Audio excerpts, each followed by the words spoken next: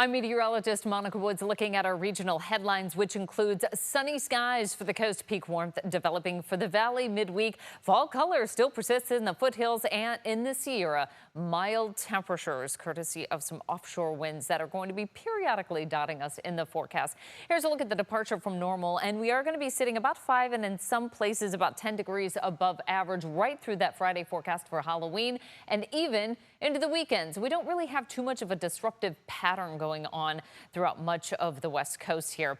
Our Sacramento Valley and foothills are indexed for the burn index. How likely is it that with the dry conditions and some of these offshore winds that we would see a big fire develop? Well, we want to look at this blue line here, which is the past, where we can see those fuels are continuing to dry out. So the energy release component is what we're looking at. And it really dropped off after some recent rain. So here's where we're sitting right now, below our average and in that lower threshold. So despite the fact that we do have those stronger winds, periodically very dry winds and an overall dry pattern, the likelihood of seeing a big fire develop really isn't in the cards right now. Our fire season is playing pretty close to where we were last year at this point and behind that 5-year average for total acres burned. But of course, early on in the year, we had those catastrophic fires in Southern California. So that bumped up the amount of fires that we've seen early on in the game, as well as bringing up that acreage. So again, we're looking at the potential for, at least at this point in the year, got to be really careful looking at those north winds, those offshore winds. Anytime we see that with this dry weather pattern,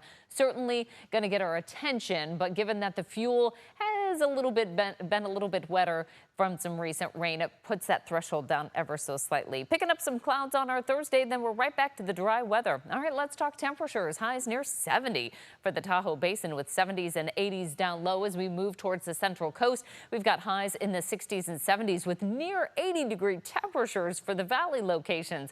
Along the Central Coast, we've got highs in the 60s and 70s, even 83 for Big Sur. That's partly due to those offshore winds. So again, we are going to be looking at the potential of some slightly higher fire danger, but it's not in that critical threshold.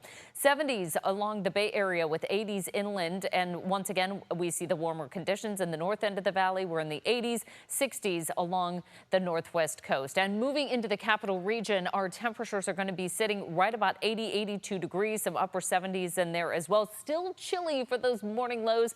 That certainly gives us a fall feel, but those afternoon highs continue to stay above average. A mix of sun and clouds in the mountains, no precipitation coming in for this weekend, and it is time to fall back. Nice that we get an extra hour of this gorgeous weather as well.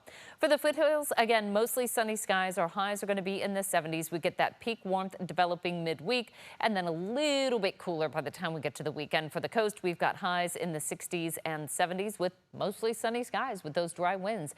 Our extended forecast, got a lot going on here for the extended forecast. Highs are going to stay in the 70s to near 80.